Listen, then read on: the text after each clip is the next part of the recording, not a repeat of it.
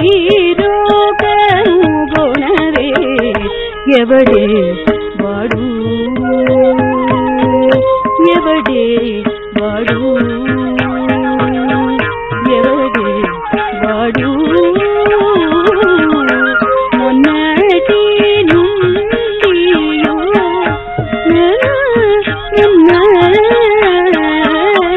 మరులు కొన్నటూల తిరుగాడుతున్నాడే ఎవడే వాడు ఎవడే వాడు ఎవడే వాడు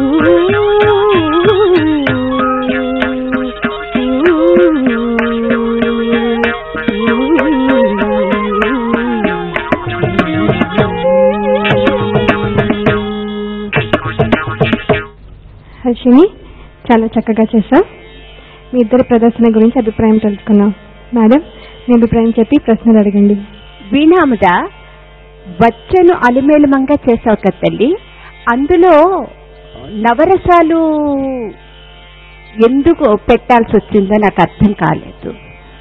అంటే నవరసాలు చెప్పడానికి ఒక సబ్జెక్ట్ అంటూ ఉండాలి కదా, అలిమేలుమంగకిను ఆ నవరసాలు చెప్పడానికి ఎందుకో నాకు అర్థం కాలేదు. కాస్త చెప్తావా? మ్యామ్, వచ్చిన అలమేలుమంగ వచ్చినప్పుడు రంభాది సతులందరూ షోడశోపచారాలు చేస్తారనమాట.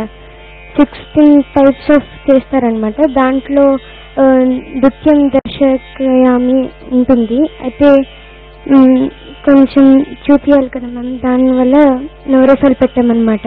మామూలుగా డాన్స్ అని కాదు, రసాలు కూడా పెట్టాలి అని మా గురుగారు పెట్టారు. కానీ సబ్జెక్ట్ కి అది మ్యాచ్ అవ్వాలి కదా. మెయిన్ థింగ్ అలిమేలుమంగ అనే దానికి ఆ సబ్జెక్ట్ కిను నవరసాలకి నాకెందుకో అది కుదరలేదు అని అనిపించింది. రంభము, లలిమేలు, కోరి, నటన కదా మ్యామ్. నటన తర్వాత అలిమేలుమంగ ముద్ర పట్టావు. ఏది పట్టావమ్మా? పార్వతీదేవికి ఏ ముద్ర పెడతావు తల్లి? పార్వతి అలిమేలుమంగ ఒకళ్ళేనా? స్టార్టింగ్ టు ఎండింగ్ నువ్వు అదే ముద్ర పట్టుకుంటూ వచ్చావు. నువ్వు మారుస్తావేమో అని నేను వెయిట్ చేశాను. From the beginning to ending నువ్వు అదే ముద్ర పడుతూ వచ్చావు, అందుకని అడిగాల్సి వచ్చింది. ఓకేనా? ఎవడేవాడు నువ్వు చేసావు కదమ్మా హర్షిని, బాగా చేసావు తల్లి. పదం గనక అడుగులుండవు, ఏముండవు గనక you have to do slow item only. బాగా చేశారు, ఇద్దరు బాగా చేశారు. మాస్టర్ గారు, ఇప్పుడు వీళ్ళు చేయవలసిన అంశం చెప్పండి. వీణాముద, ఇప్పుడు నువ్వు చేయవలసిన అంశం కామాక్షి స్థుతి.